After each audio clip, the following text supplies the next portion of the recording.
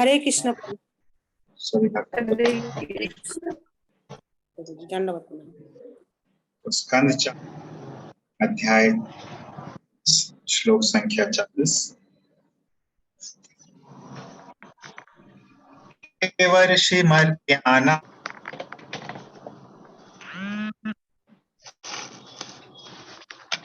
भूतानां आत्मनश्च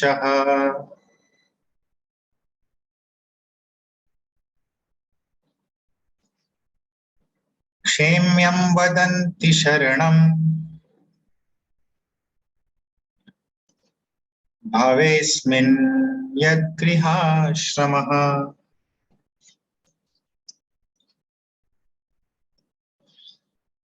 पितृदेवर्षिमर्त्यानां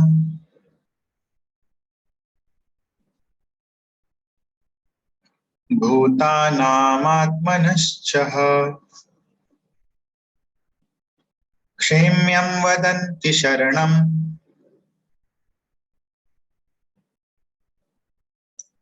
भवेस्मिन् यद्गृहाश्रमः। रिपीट करना चाहेंगे? हरे कृष्ण। पितृदेवर्षि मर्त्यानां भूतानामात्मनश्च क्षेम्यं वदन्ति शरणं भवेस्मिन्यद्गृहाश्रमः। हरे कृष्ण। पितृदेवर्षिमात्मानां भूतानाम् आत्मनश्च क्षेमं वदन्ति शरणं भवेस्मिन् यद्गृहाश्रमः। हरे कृष्ण। हरे कृष्ण। पढ़िए पापा।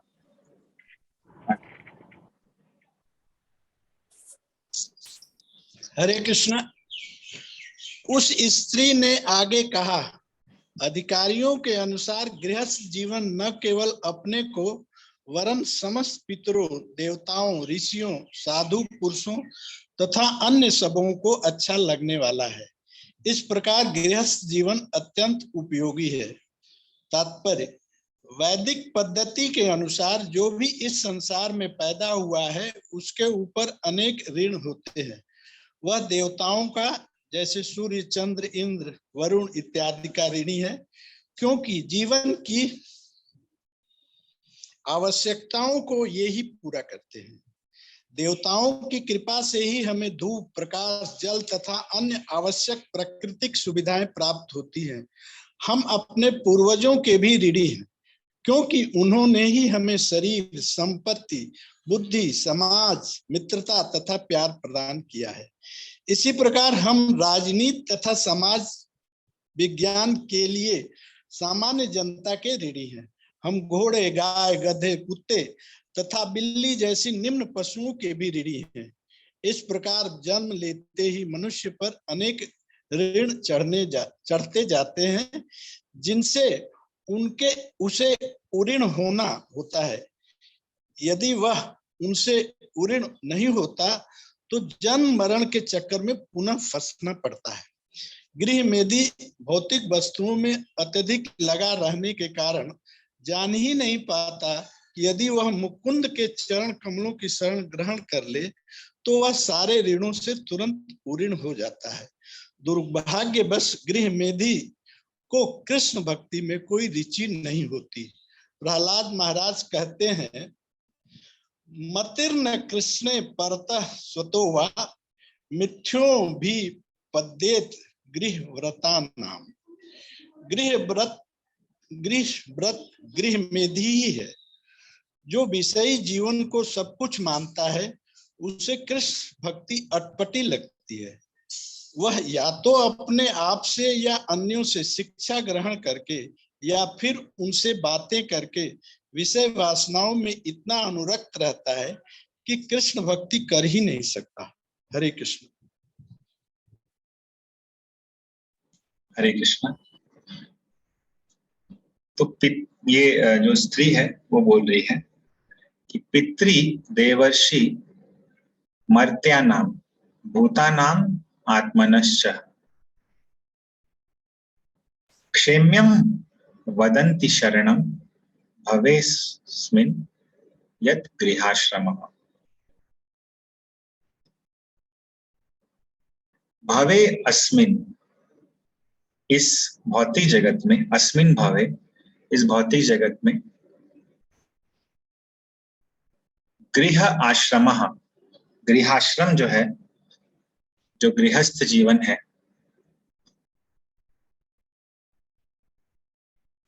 क्षेम्यम, हाँ निश्चित रूप से वो लाभप्रद है, ऐसा लोग कहते हैं। वदंती,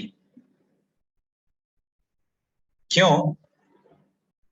क्योंकि इस गृहस्थ आश्रम में क्या होता है कि पितृ, देव, ऋषि, मर्त्य यानी कि सामान्य मनुष्य और बाकी जीवों का और साथ में अपना भी लाभ होता है। क्षेम्यम, क्षेम में होता है। तो चूंकि सभी का इससे कल्याण होता है, इसीलिए इस भाव में, इस भौतिक जगत में, अस्मिन् भवे गृहाश्रमः शरणम क्षेम्यम वदन्ति, गृहस्थ आश्रम का शरण लेना लाभप्रद है, ऐसा कहते हैं अधिकारीगण। तो सभी को लाभ होता है। सभी को लाभ क्यों होना चाहिए? क्योंकि ये सभी लोग जो हैं, पितृ, देवर्षि, पितृ, देव, ऋषि, मर्त्य और बाकी जीव जो हैं, उनका हमारे ऊपर ऋण होता है और गृहस्थ आश्रम में हम उनके ऋण से ऋण हो सकते हैं। इसीलिए क्षेम में प्रदान करता है सभियों को। तो यदि हम लोग ऋण नहीं होंगे गृहस्थ आश्रम का कर्तव्य करते हुए, तो बार बार जन्म मरण के चक्र में पुनः फंसना पड़ता है। इसीलिए ऋण होना आवश्यक है। लेकिन साथ में एक और चीज है जो इस श्लोक में नहीं कहा जा रहा है श्री के द्वारा, कि जो भगवान मुकुंद के चरणों में आश्रित हो जाता है, उसको किसी का ऋण जो है चुकाने की आवश्यकता नहीं होती। तो एक श्लोक भी आता है इससे संबंधित, देवर्षि भूताप्त पितृ नृणाम ना किंकरो यम ना ऋणी च राजन, कि देव, ऋषि, भूत, आप्त, पितृ, इन सभियों का मैं ऋणी नहीं हूं, ना किंकर हूं। क्यों? क्योंकि मैंने मुकुंद के चरण कमलों को ग्रहण किया है।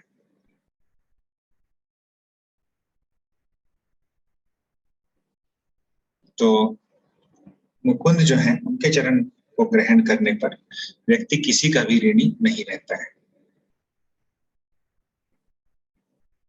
लेकिन जो भगवान के चरण कमलों को ग्रहण नहीं करता है, मतिर न कृष्णे परतः स्वतो वा, जिसकी कृष्ण में मति नहीं रहती है, मिथो भी पद्येत गृहव्रता नाम, ऐसे गृहव्रत, गृहव्रत यानी कि गृह में थी,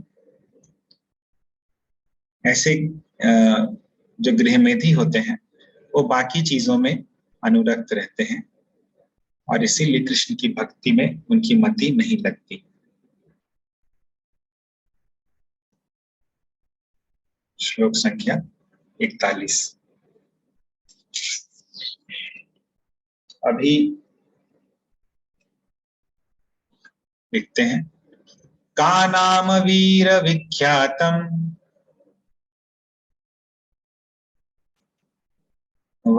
वदान्यम प्रिय दर्शनम, न वृणीता प्रियम प्राप्तम मादृशी त्वादृशम पतिम।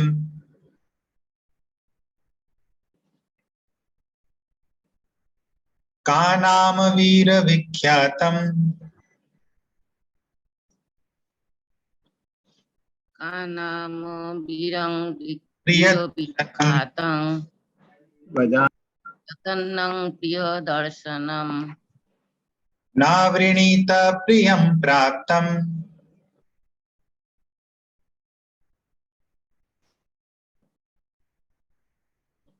मादृशी त्वादृशं पतिम्।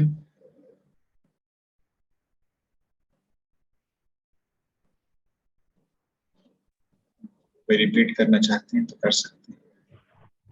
का नाम वीर विख्यातम वदान्यम प्रिय दर्शनम न वृणीत प्रियम प्राप्तम मादृशी त्वाम दृशम पतितम। हरे कृष्ण। त्वादृशं पतिम्। का नाम वीर विख्यातं वदान्यं प्रियदर्शनं न वृणीत प्रियं प्राप्तं मादृशी त्वादृशं पतिम्। न वृणीता, उत्ता पूरा पढ़ना होगा। कानाम वीर विख्यातं वदन्नं प्रिय दर्शनम नावृणीतं प्रियं प्राप्तं मादृशं त्वशं पतितम्। मादृशी त्वादृशं पतिम्। ठीक है, अनुवाद और तात्पर्य पढ़िए लक्ष्मीनारायण जी। हरे कृष्ण। हे वीर पुरुष, इस संसार में ऐसी कौन स्त्री होगी जो तुम जैसे पति को स्वीकार नहीं करेंगे। तुम इतने प्रसिद्ध, उदार, इतने सुंदर तथा सुलभ हो। तात्पर्य, प्रत्येक पति निस्संदेह अपनी पत्नी के लिए वीर होता है। दूसरे शब्दों में, यदि स्त्री किसी पुरुष को प्यार करती है तो वह उसे अत्यंत सुंदर एवं उदार दिखता है। जब तक कोई दूसरे को सुंदर न दिखे, भला कौन अपना सारा जीवन अर्पित कर देगा। पति अत्यंत उदार माना जाता है क्योंकि वह पत्नी को जितनी वह चाहे उतनी संतान प्रदान करता जाता है। प्रत्येक स्त्री को बच्चों की चाह रहती है, अतः कोई भी पति जो काम की तुष्टि कर सके और इच्छा अनुसार बच्चे उत्पन्न कर सके, अत्यंत उदार माना जाता है। न केवल संतानें उत्पन्न करके पति उदार बनता है, वरन अपनी पत्नी को आभूषण, अच्छा भोजन तथा वस्त्र देकर उसे अपने वश में कर लेता है। इस प्रकार से संतुष्ट पत्नी कभी भी अपने पति का साथ नहीं छोड़ती।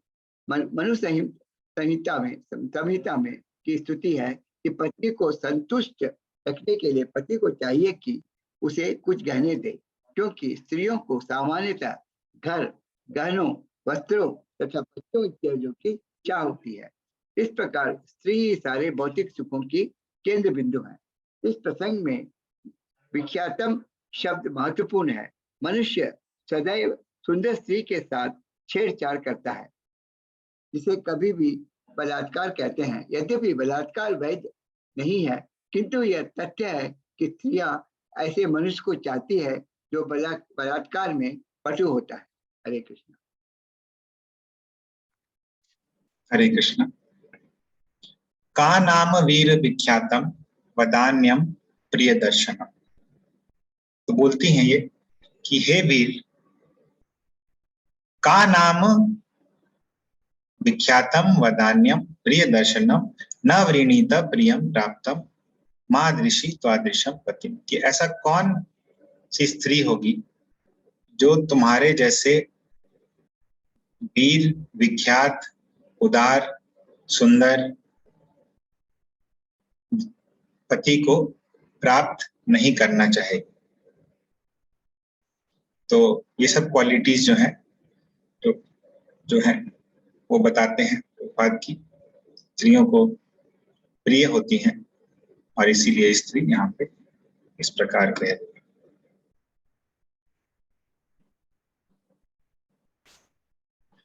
कस्यामनस्ते भुवि भोगी भोगयोः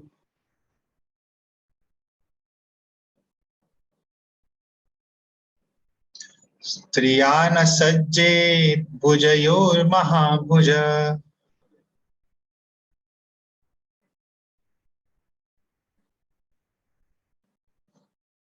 यो नाथ वर्गाधिमलम् घृणोद्धत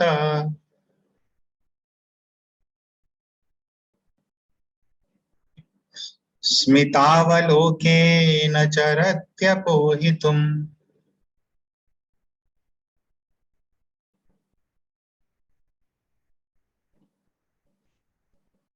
कस्यामनस्ते भुवि भोगी भोगयोः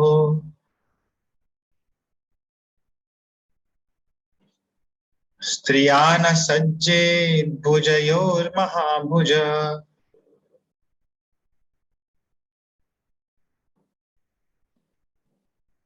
यो नाथ वर्गाधिमलं घृणोद्धत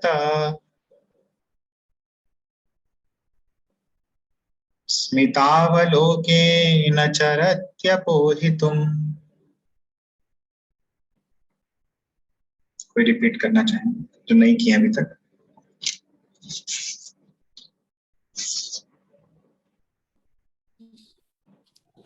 हरे कृष्ण।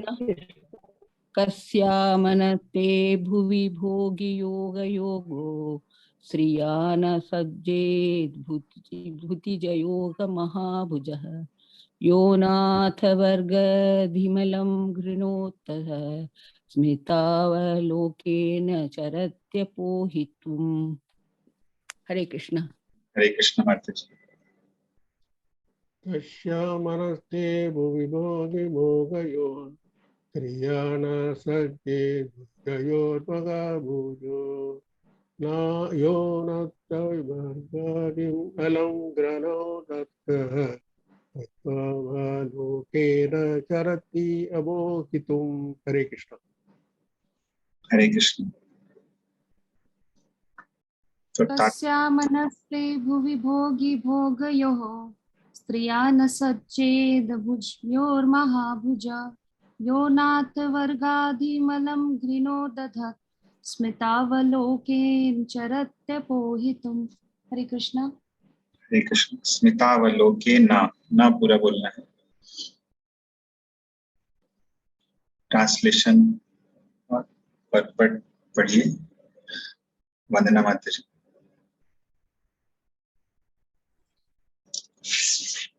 हे महाबाहु, इस संसार में ऐसा कौन है जो सर्प के शरीर जैसी तुम्हारी भुजाओं से आकृष्ट ना हो जाए।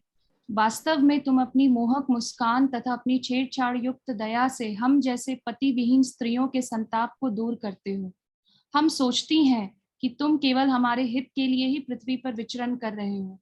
तात्पर्य: जब किसी पति विहीन स्त्री के साथ कोई आक्रामक पुरुष छेड़छाड़ करता है तब वह इसे कृपा समझती है। स्त्रियां सामान्यतः पुरुषों की लंबी लंबी भुजाओं से अत्यधिक आकर्षित होती हैं। सर्प का शरीर गोल होता है और पूंछ की ओर पतला होता जाता है। मनुष्य की सुंदर भुजाएं स्त्रियों को सर्पों की भांति प्रतीत होती हैं और वे ऐसी भुजाओं का आलिंगन चाहती हैं। इस श्लोक में अनाथ वर्गा शब्द अत्यंत सार्थक है। नाथ का अर्थ है पति और अ का अर्थ है रहित। जिस तरुणी के पति नहीं होता वह अनाथ कहलाती है, अर्थात उसकी रक्षा करने वाला कोई नहीं होता। किशोरावस्था प्राप्त करते ही स्त्री के मन में काम वासना हिलोरे लेने लगती है।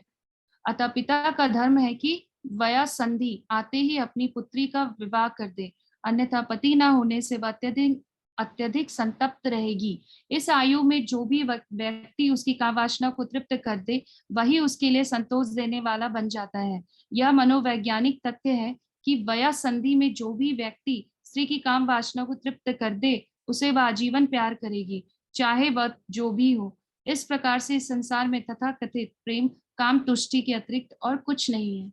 हरे कृष्ण। हरे कृष्ण। तो ये स्त्री कहती है, कस्याह मनः ते भुवि भोगी भोगयो। भोगी बोलते हैं सर्प को। तो भोगी भोगयो यानी सर्प के समान शरीर वाला। प्रभुपाद बताते हैं तात्पर्य में किस प्रकार सर्प के समान शरीर है राजा पुरंजन का। तो बोलती है कि इस संसार में भुवि में कस्या मनः ते भोगी भोगयो, तुम्हारे ते भोगी भोगयो, तुम्हारे सर्प जैसे शरीर से किसका मन, किस स्त्री का मन, कस्याह स्त्रियाः, किस स्त्री का मन न सज्जेत, आकर्षित नहीं होगा। इसीलिए महाभुज शब्द से संबोधित कर रही है। और क्यों आकर्षित नहीं होगा? क्योंकि यह अनाथ वर्गा अधिम अलम घृणा उद्धत, क्योंकि ये जो है भोगी भोगयो, ये दोनों भुजाएं जो है, म्यूट कीजिए माता जी।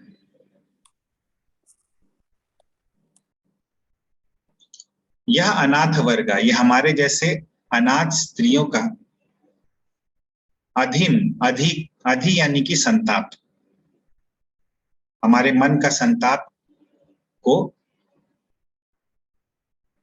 अपोहितुम, शांत कर देता है। कैसे? घृणा उद्धत स्मित अवलोकेन, घृणा उद्धत यानी छेड़छाड़ के द्वारा, और स्मित अवलोकेन, मुस्कान के द्वारा। तो इसीलिए यहाँ पे ऐसा कह रही है। आगे देखेंगे तो नारद मुनि इस प्रकार संवाद बताते हैं। किसको बता रहे हैं नारद मुनि ये संवाद?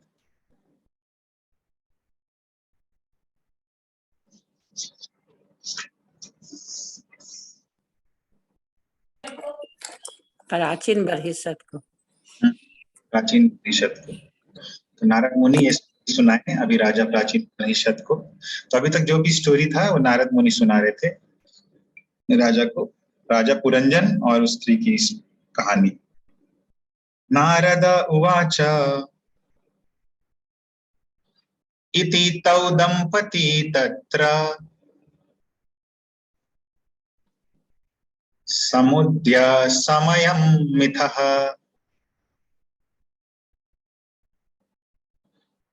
तां प्रविश्य पुरीं राजन् मुमुदाते शतं समः। नारद उवाच इति तौ दंपती तत्र समुद्य समयं मिथः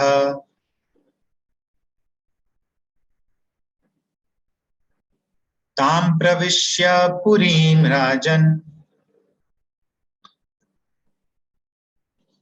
मुमुदाते शतं समः।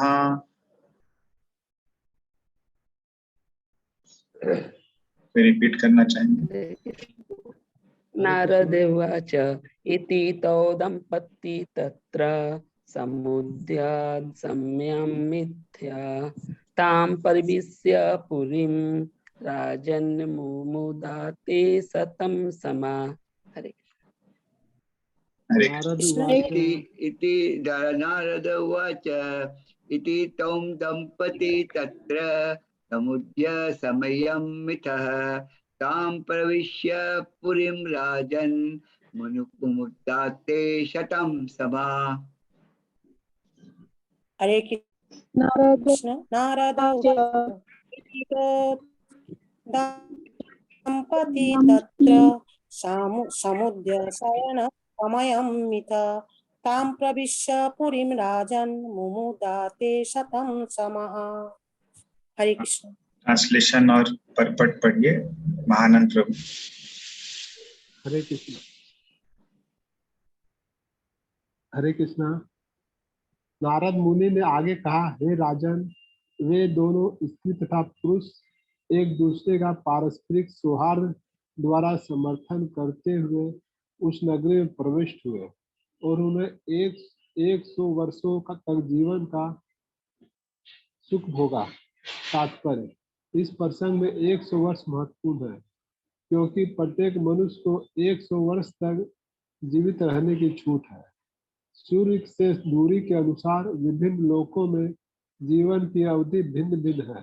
दूसरे शब्दों में, इस लोक में की 100 वर्षों की अवधि अन्य लोकों के 100 वर्ष की अवधि से भिन्न हो सकती है। ब्रह्मलोक में समय की गणना के अनुसार ब्रह्मा जी 100 वर्ष तक जीवित रहते हैं, किंतु ब्रह्मा का एक दिन इस लोक के करोड़ों वर्षों के बराबर होता है। इसी प्रकार स्वर्गलोक का एक दिन इस लोक के 6 मास के बराबर होता है। फिर भी प्रत्येक लोक में मनुष्य की आयु 100 वर्ष के आसपास रहती है। विभिन्न लोकों में जीवन अवधि के अनुसार ही उनके जीवन स्तरों में भी भिन्नता रहती है। हरे कृष्ण। तो नारद मुनि कहते हैं, इति तौ दंपति, इस प्रकार वे दोनों दंपति तत्र समुद्य समयम मिथः, तो एक दूसरे का पारस्परिक समर्थन करते हुए ताम प्रविश्य, ताम पुरीम प्रविश्य, उस पुरी में प्रवेश कर गए और शतम समाह मुमुदाते, 100 वर्षों तक जीवन का भोग किया। तो 100 वर्ष बता रहे हैं प्रभुपाद, सब लोकों में 100 वर्ष की आयु होती है, ब्रह्मलोक में, देवलोक में, लेकिन सबका ड्यूरेशन जो है 1 वर्ष का अलग अलग होता है। उपगीयमानो ललितम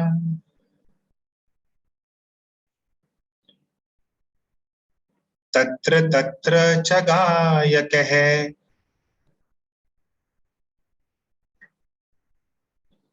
क्रीडन् परिवृतः स्त्रीभिर्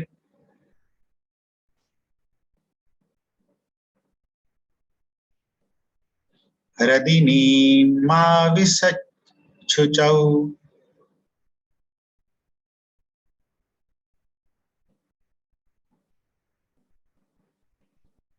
उपगीयमानो ललितम्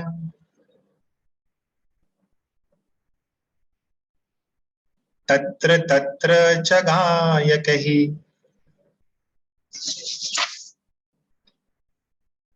क्रीडन् परिवृतं स्त्रीभिर्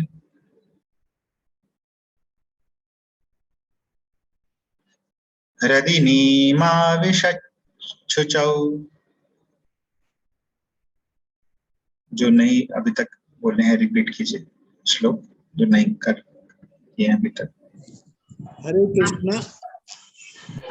उपगीयमानो ललितम तत्र तत्र च गायकैः, क्रीडन् प्रवृत्तः स्त्रीभिर्हृदिनीमाविशच्छुचौ। हरे कृष्ण। हरे कृष्णा। उपगीयमानो ललितम तत्र तत्र च गायकैः, क्रीडन् परिवृत स्त्रीभिः हृदिनीमाविशच्छुः। हरे कृष्णा। उपगीयमानो ललितं तत्र तत्र च गायको, क्रीडन् परिवृतः स्त्रीभिः हृदिनीमाविशच्छुचौ। सुनाई दे रहा है जी? हरे कृष्णा। हाँ, हरे। ट्रांसलेशन और पट पढ़िए। रेबा माता जी।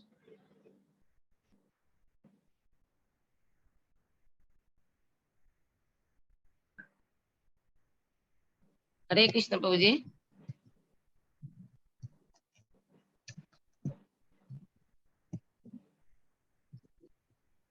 पढ़िए माता जी। हाँ तो हरे कृष्ण।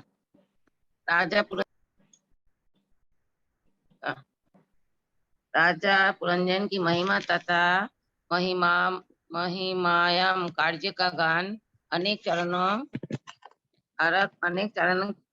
चारण किया करते थे। ग्रीष्म ऋतु में जब बहुत गर्मी पड़ती है तो वह जलाशय में प्रवेश करता था। उनके चारों ओर अनेक स्त्रियों होती है और वह उनके संग आनंद उठाता है। तात्पर्य, जीव अपने जीवन के विभिन्न अवस्थाओं में भिन्न भिन्न कार्य करता है। इनमें से एक अवस्था जागृत है और दूसरा स्पन्न की। तीसरी अवस्था सुषुप्त अर्थात अचेतन अवस्था में, और अंतिम अवस्था मृत्यु की पर्याप्त आती है। पिछले श्लोक में जागृत अवस्था का वर्णन हुआ है, अर्थात पुरुष तथा स्त्री का विवाह हो गया और वे 100 वर्ष तक आनंद से रहे।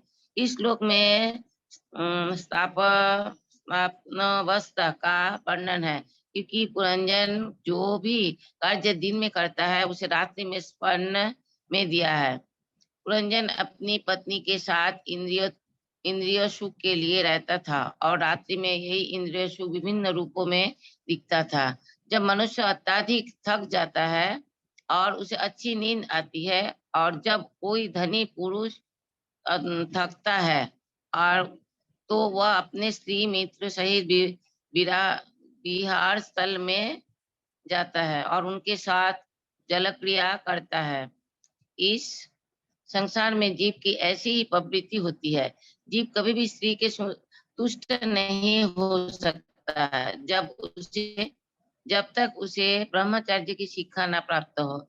सामान्यतः मनुष्य अपने स्त्रियों के साथ भोग करना चाहते हैं, यहाँ तक कि बुढ़ापे में भी उनके कामक्ष इतनी प्रबल रहती है कि वह तरुणियों के संग रहना चाहता है। इस प्रकार प्रबल कामक्ष के कारण ही जब संसार में अधिकाधिक उलझता जाता है।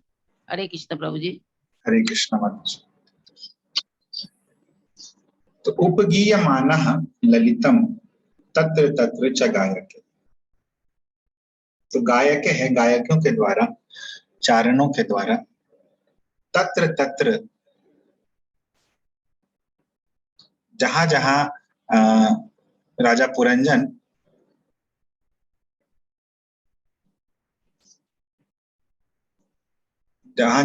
पुरंजन जाते थे, वहां पे गायकों के द्वारा बहुत ही सुंदर ढंग से ललितम उपगीयमानः, सुंदर ढंग से उनके कार्यों का गायन किया जाता था। और ये राजा जो थे, हृदि नीम यानी हरदी नीम यानी हरदिनी में, नदी के जल में, स्त्री भी परिवृतः, स्त्रियों के द्वारा घिरे होकर, आविशत, घुस जाते थे नदी के अंदर जब गर्मी होती थी, और क्रीडन, खेलते रहते थे। तो यहाँ पे प्रभुपाद तात्पर्य में बतलाते हैं कि 4 अवस्थाएं होती हैं जीवन की, और 4 अवस्थाओं का वर्णन श्लोकों में किया